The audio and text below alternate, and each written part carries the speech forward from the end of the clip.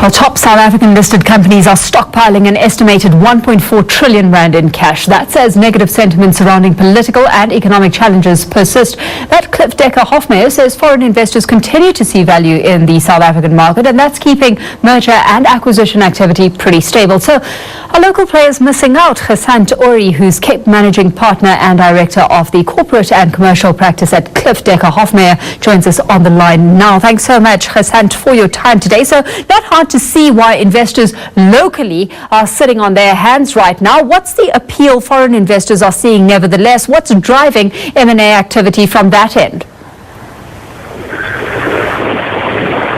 Good evening, Alicia. Thanks for having me. So let's take a look at what's driving M&A activity from the side of foreign investors, Gasant, because this certainly is sitting in contrast to sentiment amongst local investors right now. Yes, foreign investors have a global market that they have to look at. I mean, it's been proven that emerging markets have proven to deliver probably bigger results or more impressive results in many other parts of the global market. So these investors are looking for unique opportunities in these emerging markets, and of course Africa has shown impressive returns for investors, and it's top of the list of jurisdictions that the international investors are looking at. Yeah, of course we've got local businesses surrounded by negative sentiment and the headlines that trigger it all on a daily basis. Are they missing out then on the opportunity, or is the kind of caution they're taking very much warranted? Look, I think local investors obviously have to deliver returns to their shareholders. We play in a global market, and when local South African companies make these decisions, they have to consider which jurisdictions will deliver the best results. A number of our sectors in South Africa are relatively saturated. One looks at financial services, the retail sector, maybe healthcare. We have a fairly saturated market, and arguably delivering low returns that could be expected and achieved in other parts of the world. So many of our South African companies or top companies are looking at foreign jurisdictions. We know that some of our biggest healthcare providers have looked at jurisdictions like the Middle East. And of course there are many other retailers that are looking to other parts of Africa and also in Europe. Yeah. So when it comes to what's playing out locally, where exactly are foreign investors casting their glance, Gasant? I think a number of sectors. South Africa, I think, has proven to be a good investment destination for foreign investors.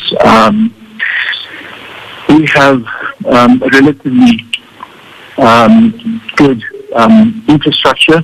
We have a good telecommunication system. By way of example, we have a good banking system.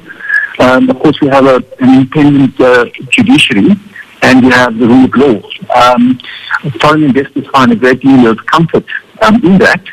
And at the end of the day, I think it's the sectors that they believe will show the biggest results. So apart from mining and resources, foreign investors have been looking at real estate as a big sector of the market, segment of the market, and agriculture has always been top of the list. They've also been looking in automotive and more automotive industry. And at the end of the day, if South Africa is able to deliver returns that are comparable to other foreign jurisdictions, then investors will come here. We have our currency has, I suppose, improved over the past couple of years relative to some of the major currencies. Relatively speaking, our currency is still relatively weak. So compared to the major currencies in the world, South Africa seems like quite an attractive destination still.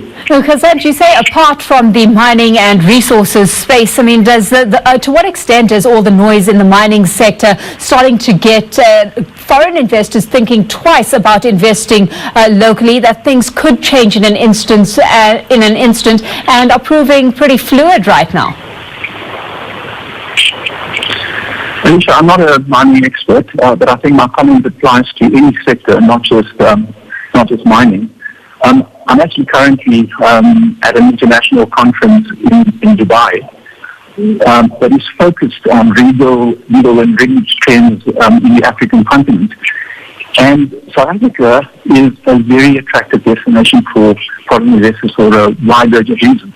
The one question that comes up all the time is concern around stability when it comes to our political setup, as well as uncertainty around policy in some of our key sectors, of course, like mining and a couple of others. Absolutely. Well, let's leave it there, Gasant. Thanks so much for having joined us on the line this evening. Gasant Orrie is with Cliff Decker Hofmeyer. Let's shift focus now.